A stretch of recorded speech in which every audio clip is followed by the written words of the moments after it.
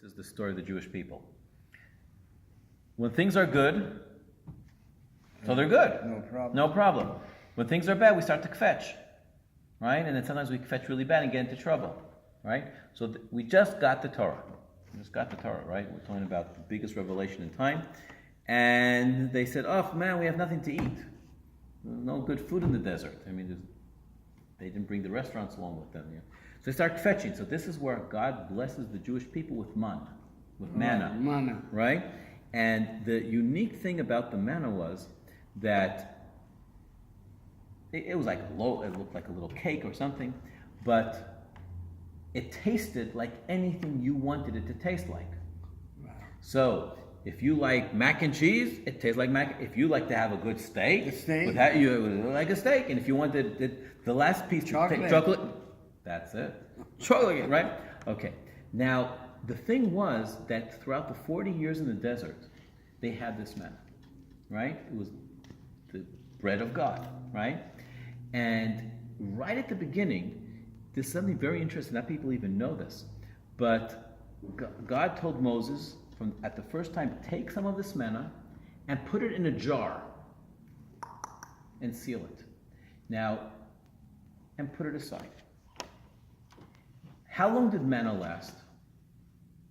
Yeah, it should last forever. It's from God. How long did it last? It lasted until the night. That was it. The next morning, it rotted. If you went and said, "Oh, let me go and take for today and tomorrow," it went bad the next day. Cheat. It only lasted for one day. So you can't just Shabbat. You collected on Friday, and you collected, and it lasted for Friday and Shabbat. That's one of the reasons why we have 2 halot to remind us for the 2 portions, whatever. But anything that was left after Shabbat, it went bad. Wow. Okay? And that went on for 40 years. Every day you collected, you ate, any leftovers went bad. Collect what you're going to eat. That's what we teach our kids. Don't they have big eyes. They put so much in the plate, take 2 bites and throw it away. We don't do that. It's called, in Hebrew it's called bal tashchit. Don't waste food. Everything is a gift. There's people starving. You don't just take it and throw away food. Take what you want to eat, that's fine. You want more, take more. But don't just pile it up. There was one time only that the manna did not go bad. And that was the manna they put in this jar. And the word that it says here, it says you're going to go and you're going to put it in front of God, put it in senet, which means put it inside a jar. Lemishmeret. What does mishmeret mean? And you have to keep it under guard, as a memory that the Jewish people had manna for 40 years. Oh. And it said that this manna, in the time of Jeremiah, that's 700 years later or so, it was still there in the temple. Wow. It's in the prophet, they said, and they went and they saw the jar with the manna was still there. Okay? And why? So he said, don't forget, God, you don't live because you think you do it. God is the one taking, you have to do your share.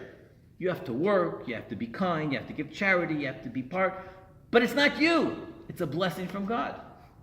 Right? They had to go and collect the manna. They didn't just open their mouth and it came in, but you still have to make your effort. It's in Hebrew, it's called ishtadlut. You have to go and make your own effort to work, to succeed, to pass on, but recognize that it's a gift and a blessing from God. So they had to keep it as a mishmer, to always remember that the gift of life, the gift of health, the gift of things that we need is a blessing from God. And that's what you're going to write. Oh, wow, that's a good part. Okay? That's going to be yours. Okay, I gave you that whole introduction to be able to let you know what you're about to write. Okay. I'm going to write the word mishmeret. Come put your hand right here. Okay. And please say and repeat after me. Lishem. Mitzvat. Ketivat. Sefer. Torah. And that means that now you are fulfilling the last and the final mitzvah of the Torah, which is to write it. Wow. That is mitzvah 613. Perfect.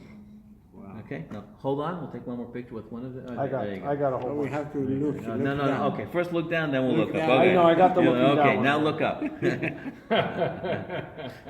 We have to pretend. Yeah.